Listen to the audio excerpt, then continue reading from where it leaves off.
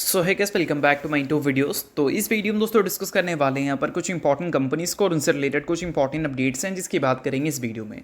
तो चलिए दोस्तों वीडियो की शुरुआत करते हैं। सबसे पहली कंपनी को डिस्कस करते हैं। पहली कंपनी का नाम है IRFC यानी कि Indian railway finance corporation limited.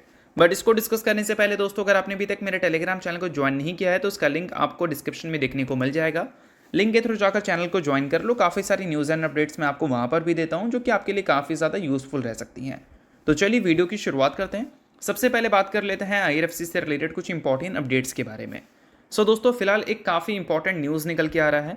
News यहाँ पर यह है कि IRFC to start lending to firms other than railway. अब देखो इसका मतलब समझो। IRFC को एज ए फाइनेंस कंपनी के तौर पर हम जानते हैं जो कि रेलवे सेक्टर में काम करती है, बट नहीं, अब IRFC जो है वो एक्सपैंड कर रही है, न्यू अपॉर्चुनिटीज़ देख रही है।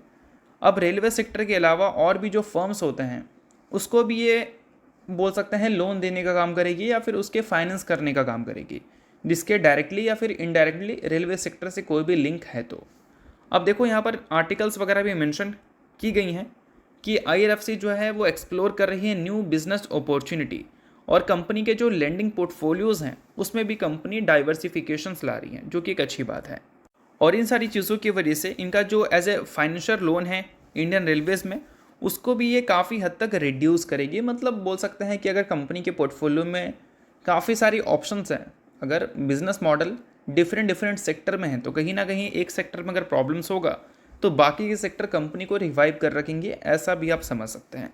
और इस चीज़ को कंपनी ने बताया है या फिर बोल सकते हैं एक ऑफिशियल्स के ज़रिए अपडेट आई है कि कंपनी उन सारी कंपनीज़ को, सेक्टर्स को बोल सकते हैं लेंड कर सकती है जिसका कोई भी लिंक है रेलवे सेक्टर से। तो ओवरऑल अगर बिजनेस पॉइंट ऑफ व्यू से देखा जाए तो सिर्फ रेलवे सेक्टर में ही नहीं, उसके अलावा अब कंपनीज और सेक्टर्स को भी ये थोड़ा फाइनेंस करने का काम करेगी।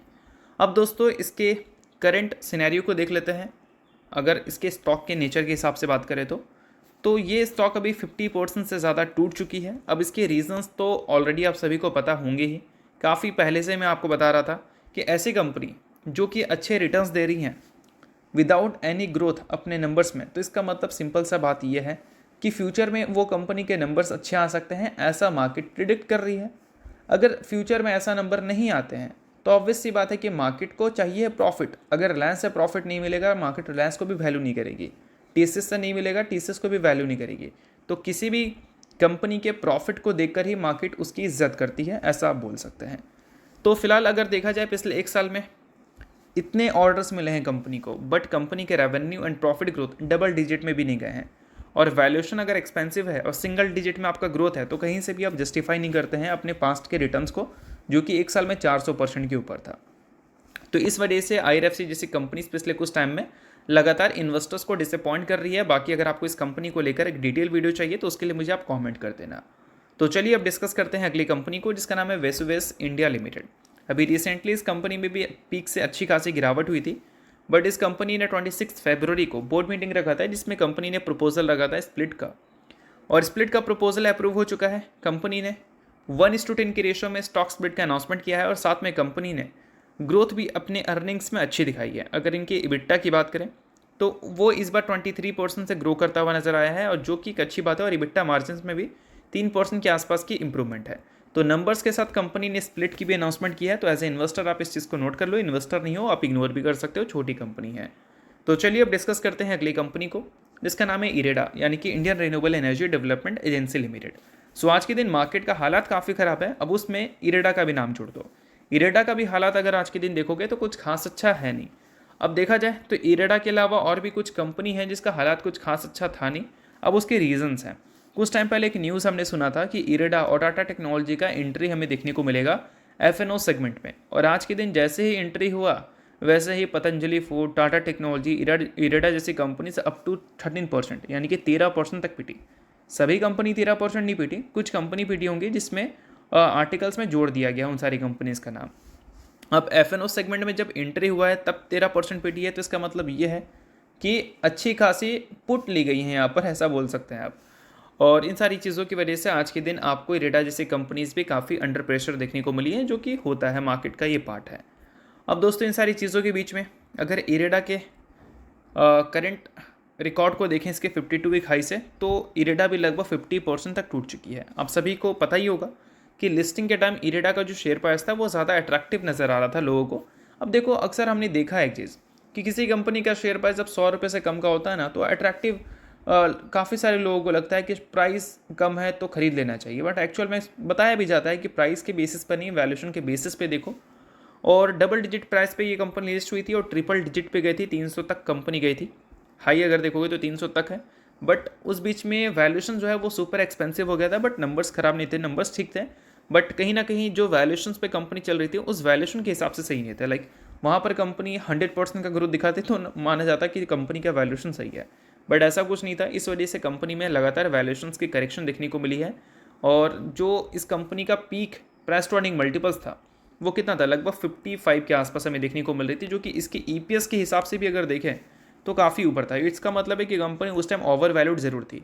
और अभी देखो लगातार कंपनी के प्राइस टू अर्निंग मल्टीपल्स में करेक्शन चल रहा है, बट अच्छी बात यह है कि इस बीच में ईपीएस में ड्रॉप नहीं है, ये ईपीएस कंटिन्यू ऊपर जा रहा है। इट मीन्स कंपनी का वैल्यूएशन ईपीएस के बढ़ने की वजह से और भी कम हो सकता है, जो कि एक अच्छी बात है। तो चलिए अब डिस्कस करते हैं अगली कंपनी को। इसका नाम है बजाज हाउसिंग फाइनेंस लिमिटेड। सो दोस्तों ये भी कंपनी का रिसेंटली लिस्टिंग हमें देखने को मिला था। अब लिस्टिंग गेन तो काफ़ी मस्त देखने को मिला इस कंपनी का। अब लिस्टिंग गेन जिस कंपनी का मस्त रहता है तो उस कंपनी में एक चीज़ आपको नोट करना है कि जब भी उसके लॉकिंग पीरियड खत्म होंगे तो कंपनी में क्रैश का खतरा रह सकता है। अब ये हमने बहुत कंपनी में देखा है। बहुत पहले हमने हैप्पीएस्ट माइंड में देखा था, लक्ष्मी में देखा था, हमने कैम्स में देखा था, हमने अभी रिसेंटली एक और कंपनी में देखा था जो कि रिसेंटली लिस्ट हुई थी एनटीपीसी ग्रीन। और अब हमें टाटा नहीं, बजाज हाउसिंग फाइनेंस में भी देखने को मिल सकता है, क्योंकि इसके शेयर होल्डिंग की जो लॉकिंग पीरियड है वो एक्सपायर होने वाली है कब, 30 अप्रैल को, माफ़ कीजिएगा। और उसके बाद $26 बिलियन के शेयर्स एलिजिबल हो जाएंगे मार्केट में ट्रेड के लिए। इसका मतलब है $26 बिलियन के शेयर्स अभी लॉकिंग पीरियड में है। लॉकिंग पीरियड खत्म हो जाएगा तो वो अब मार्केट में एलिजिबल होंगे ट्रेड के लिए। इट मीन्स जो पहले कंपनी में होंगे अच्छे खासे प्रॉफिट्स में, वो प्रॉफिट की बुकिंग वगैरह भी करते हुए नजर आ सकते हैं। तो as a Bajaj housing finance investor आप इस चीज़ को नोट करना। अब इसके अलावा दोस्तों और भी कुछ कंपनी है जिसके लॉकिंग पीरियड हमें मार्च के महीने में देखने को मिल सकते हैं, मतलब खत्म होते हुए देखने को मिल सकते हैं। पहली कंपनी है doctor health care, 1.1 crore shares इसके लॉकिंग पीरियड में, टोटल आउटस्टैंडिंग शेयर्स का 3% है। हेक्सावेयर टेक्नोलॉजी जिसका भी 3% हमें देखने को मिल रहा है शेयर्स के हिसाब से बात करें तो 1.8 करोड़ शेयर्स। अजाज इंजीनियरिंग जिसका 30 लाख शेयर्स लॉकिंग पीरियड में, क्वांटिटी पावर इलेक्ट्रिकल्स का भी 50 लाख शेयर्स बोल सकते हैं लॉकिंग पीरियड में। तो इन सारी कंपनीज़ को आप नोट डाउन कर सकते हैं, जो भी कंपनीज़ के शेयर होल्डर हैं उसके लॉकिंग पीरियड की डेट्स वगैरह भी देख लो। तो चलिए दोस्तों ये सारी कुछ इंपॉर्टेंट अपडेट थी, कुछ इंपॉर्टेंट कंपनी से रिलेटेड इसकी बात की हमने इस वीडियो में। होप करता हूँ वीडियो आपको अच्छा लगा और चला लाइक कीजिए, पहली बार सब्सक्राइब कीजिए। वीडियो के लिए बहुत बहुत शुक्रिया।